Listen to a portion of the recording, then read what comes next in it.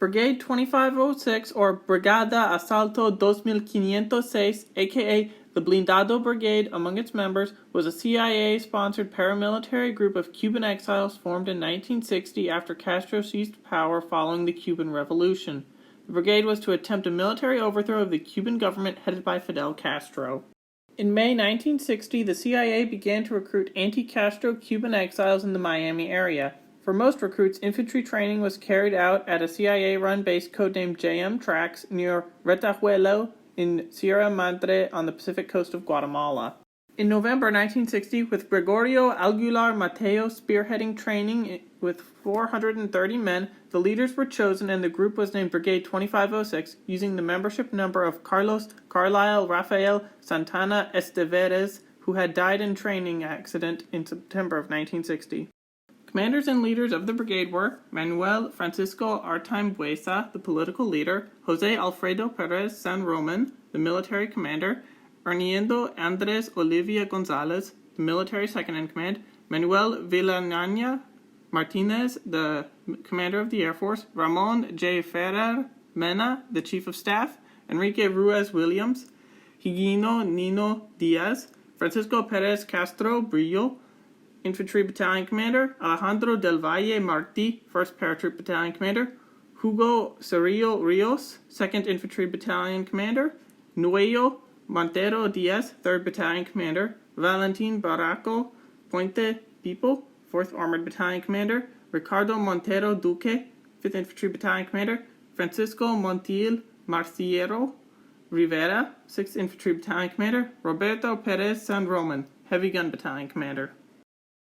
In May 1960, Artime was one of a group of 10 former Cuban officers in Miami planning a campaign against the Cuban government. They were all graduates of Cuba's military academy, the Cadet School. On June 2nd, Artime and 9 fellow recruits were transported by CIA agents to Usepa Island off Fort Myers, Florida, for physical and psychological assessments. On June 22nd, Artime, San Roman, and 26 others were taken by land and air to Fort Gulick in Panama for paramilitary training. On August 22nd, he flew via CIA C-54 aircraft to San Jose, Guatemala. At the CIA-run infantry training base, known as Trax Base in the mountains near Retajuelo, San Roman was in charge of weapons and demolitions training. Olivia was previously a commissioned officer in the Cuban National Army in late 1959 after the Castro Revolution overthrew Batista. The Cuban army was then purged, but Olivia was appointed general inspector at the INRA. He left the Cuban army early in August 1960 and flew to Miami. On August 29th, Olivia and about 40 young Cuban exiles recruited by the CIA were transported via CIA C-54 aircraft to San Jose, Guatemala, to perform guerrilla training at the later became conventional warfare. In November 1960, San Roman was appointed Brigade 2506's commander, with about 430 recruits in training. Jose Miro Cadorna was a lawyer and had become a noted leader in the civil opposition to President Fulgencio Batista's regime during the Cuban Revolution. Following his brief time as Prime Minister of Cuba, Castro designated Miro as ambassador to Spain in May 1960. But by July, Miro had rejected Castro's policies, resigned his post, and sought refuge in the Argentine embassy. He entered the United States as an exile in the winter of 1960 and 61.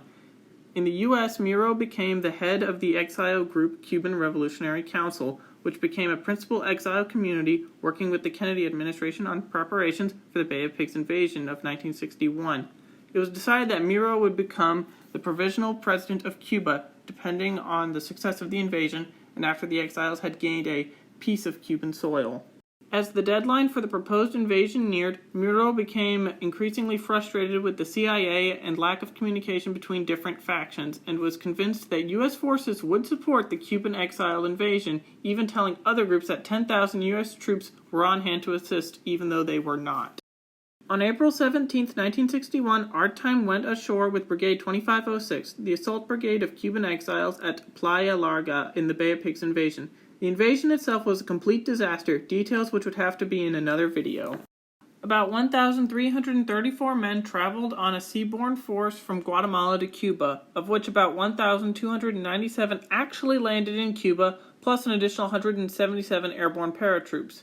An estimated 114 men drowned or were killed in action during the Bay of Pigs invasion, and 1,183 men were captured, tried, and imprisoned by the Castro regime. Private sympathizers within the United States eventually negotiated to give $53 million worth of food and medicine in exchange for the release and reparation of the brigade's prisoners to Miami, starting on December 23, 1962.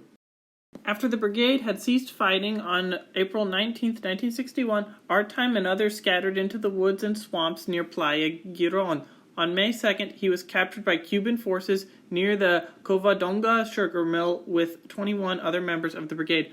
Artime, along with everyone else captured in the failed invasion, was sentenced to 30 years in a prison during a mass treason trial. He was finally released from prison and flown to Miami on December 24th. San Roman and his men scattered into the woods and swamps like Artime. He was captured by Cuban militia on April 25, 1961. Roman was sentenced to 30 years in prison in a mass trial for treason like everyone else. He was released from prison and flown to Miami on December 24th. Olivia organized all of the brigade's men that were withdrawing to Playa Giron and, with the men of the 2nd and 6th battalions, tried to reach the Escambre Mountains. However, Castro's air forces attacked and forced the brigadista to scatter into the woods and swamps near Giron. He was captured by the Cuban militia on April 23rd and sentenced to 30 years in prison during the mass treason trial. Olivia was released from prison and flown to Miami on December 24th after the U.S. government paid a ransom of $500,000 for each of the 3 leaders of the brigade. On December 29, 1962, Manuel Artime, Pepe San Roman, Hernando Olivia, and Jose Miro Cadorna were on stage next to the 35th President of the United States, John F. Kennedy, at the Orange Bowl in Miami during the homecoming ceremony for captured members of Brigade 2506. On behalf of the members of the brigade, 1,500 of whom were in formation at the stadium, Olivia presented the brigade's flag to the president, who said, "Commander, I assure you that this flag will be returned to this brigade in a free Havana." Still in Cuba, however, Duque was sentenced to 30 years in prison for murders committed before Castro's takeover. The Cuban government had agreed to release all but 9 of the brigade's prisoners a year later, when the United States ransomed the prisoners. 8 men remained, and later, the Cuban government released 6 more. 1 died, and the second-to-last man, Montero Duque, having spent 25 years in a Havana prison, was finally released in 1986. The last prisoner, Ramon Conte Hernandez, was released later that year. Let me know in the comments if you want more Cuban history videos such as the Escambre Rebellion, Cuban Dissident Movement, William Alexander Morgan, aka the Yankee Commander, the Bay of Pigs Invasion, and other Cuban paramilitaries.